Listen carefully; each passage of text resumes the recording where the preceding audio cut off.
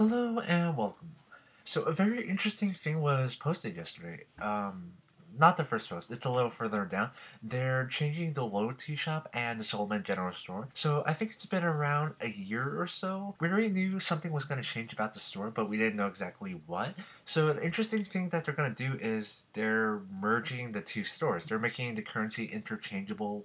Well, interchangeable for the most part, meaning that you could buy items from the general store with loyalty points and vice versa. Well, for the most part. The only difference being that the higher end items for the loyalty shop can only be purchased with loyalty points. So they didn't say any restriction for the Solomon General Store, so I assume everything's able to be purchased with loyalty points.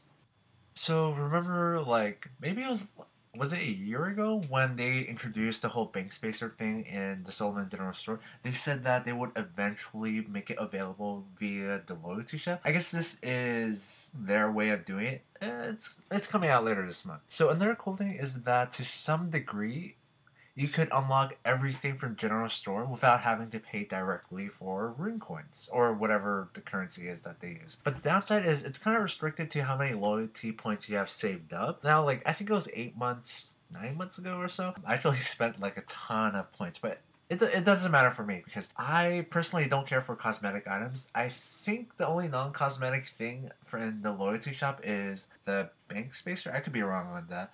But I guess, in my opinion, this is kind of a step in the right direction. I don't think many people are going to be really bummed out about seeing the loyalty shop joining the optional microtransaction route. But in fact, since like the EOC, I've never really even used auras that often. I don't find it that useful. It's not an essential thing. So I don't think it's going to have a significant impact. But the one thing that still ticks me off is that why not make everything interchangeable? This thing I'm gonna say, it might sound like a bad thing, but instead of making spin tickets being restricted to only giving you spins on Wheel of Fortune, why not have it open up to the option of being able to use it for something towards something in the Solomon General Store or even the loyalty shop? Because spin tickets are, aside from buying them, you are rewarded them through gameplay. Now, my view on games is the player should be rewarded through gameplay. Now, the Solomon General Store, I don't mean the cosmetic stuff. I mean the other stuff in the shop that actually have some sort of use, like the bank spaces. And for the loyalty shop, it's pretty much every single aura in there has some kind of use. Actually, I think there's some cosmetic auras too. But in other news, they've confirmed the sailing skill. I thought it would be the perfect opportunity to introduce the new skill to you, which is sailing. If only. They've confirmed the divination skill, which honestly I'm not that hyped out about it. Like the only skill I found that was meaningful skill was dungeoneering because it was such a big update that it was something new in the game.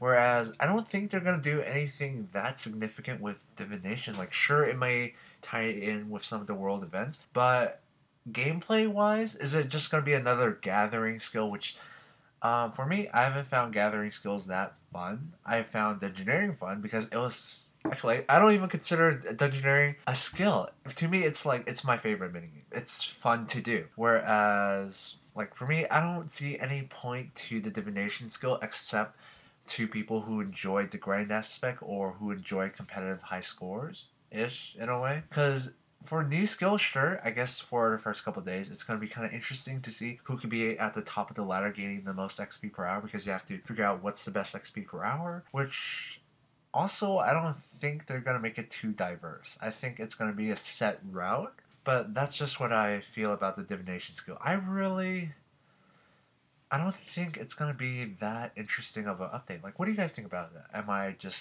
Is there something I missed or, yeah.